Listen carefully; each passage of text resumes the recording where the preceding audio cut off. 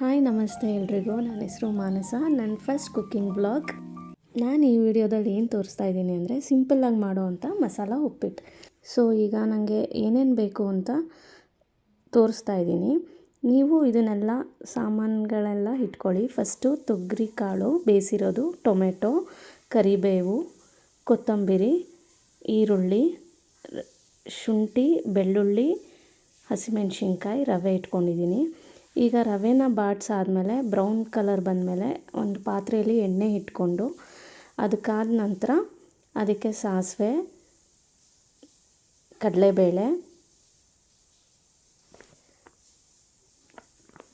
ಹಚ್ಚಿರೋ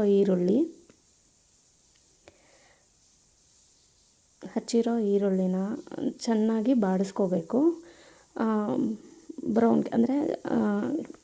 brown ಬರೋವರೆಗೂ, golden brown ಬರೋವರೆಗೂ ಬಾಡಿಸ್ಕೋಬೇಕು.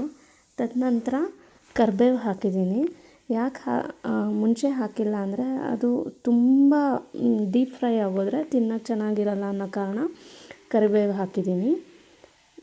ಚೆನ್ನಾಗಿ ಸಾಟ್ ಮಾಡ್ಕೊಂಡ್ಮೇಲೆ ನಾವು ರುಬ್ಬಿರೋ ಅಂತಹ ಶುಂಠಿ, ಬೆಳ್ಳುಳ್ಳಿ, ಹಸಿಮೆಣಸಿನ್ಕಾಯಿ, ಅದು ಹಸಿ ಖಾರ ಹೋಗೋವರೆಗೂ ಚೆನ್ನಾಗಿ ನಾವು ಅದನ್ನು ಬಾಡಿಸ್ಕೋಬೇಕಾಗತ್ತೆ. ಸೊ ಚೆನ್ನಾಗಿ ಬಾಡಿಸ್ಕೊಳ್ಳೋದ್ರಿಂದ ಏನಾಗುತ್ತೆ, ಅಸಿಡಿಟಿ ಇರಲ್ಲ, ಹಸಿ ವಾಸನೆ ಹೋಗುತ್ತೆ. ನಂತರ ಟೊಮೆಟೊ ಹಾಕ್ಕೋಬೇಕು. ಟೊಮೆಟೊನೂ ಅಷ್ಟೇ ಚೆನ್ನಾಗಿ ಬಾಡಿಸ್ಕೋಬೇಕು. ಅದು ಮೆತ್ತಗಾಗೋವರೆಗೂ, ಅದರಲ್ಲಿರೋ ನೀರಿನ ಅಂಶ ಎಲ್ಲ ಹೋಗೋವರೆಗೂ ಹಾಕ್ಕೋಬೇಕು. ಈಗ ನಾನಿಲ್ಲಿ ಉಪ್ಪು ಯಾಕೆ ಹಾಕ್ಕೋತಾ ಇದ್ದೀನಿ ಅಂದರೆ ಈರುಳ್ಳಿ, ಟೊಮೆಟೊ, ಕಾಳು ಎಲ್ಲ ಉಪ್ಪಿನ ಅಂಶನ ಹಿಡಿದ್ರೆ ನಾವು ತಿನ್ನಬೇಕಾದ್ರೂ ಎಲ್ಲದರಲ್ಲೂ ಉಪ್ಪಿನ ಅಂಶ ಇರುತ್ತೆ.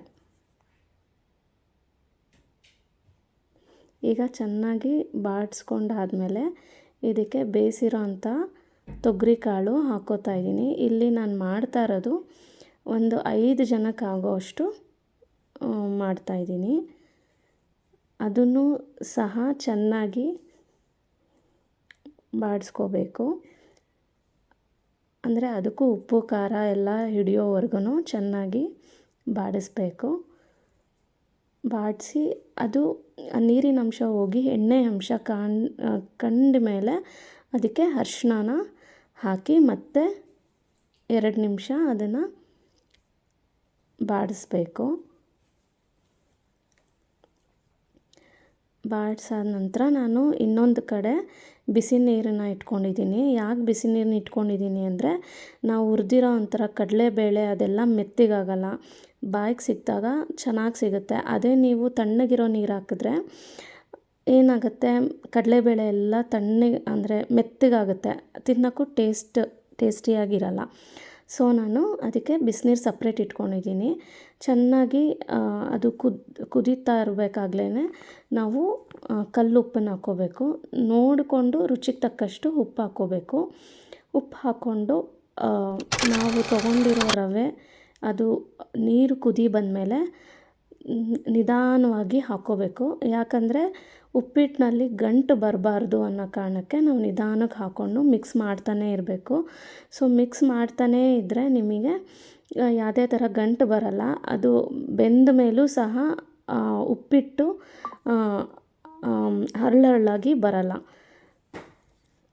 ನೀವು ಬೇಕಂದರೆ ಇದಕ್ಕೆ ತುಪ್ಪ ಆದರೂ ಹಾಕ್ಕೋಬೋದು, ಆದರೆ ಎಣ್ಣೆ ಬೇಕಂದರೆ ಹಾಕ್ಕೋಬೋದು, ಇಲ್ಲಾಂದರೆ ಕೊಬ್ಬರಿ ಎಣ್ಣೆ ಸಹ ಹಾಕ್ಕೋಬೋದು. ಇದು ಬೇಗ ಸಿಂಪಲ್ಲಾಗಿ ಮಾಡೋ ಅಂಥದ್ದು, ಟೇಸ್ಟಿಯಾಗೂ ಇರುತ್ತೆ. ಇದಕ್ಕೆ ಆನಿಯನ್ ಸಹ ನೀವು ಉಪಯೋಗಿಸ್ದೇನೂ ಮಾಡ್ಬೋದು.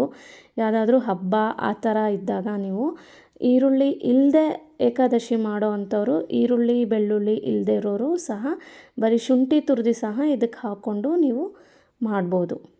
ಈಗ ನೀವು ನೋಡ್ತಾ ಇದ್ದೀರಾ, ನೀರೂ ಜಾಸ್ತಿ ಆಗಿಲ್ಲ, ನೀರು ಸಹ ಕಡಿಮೆ ಆಗಿಲ್ಲ.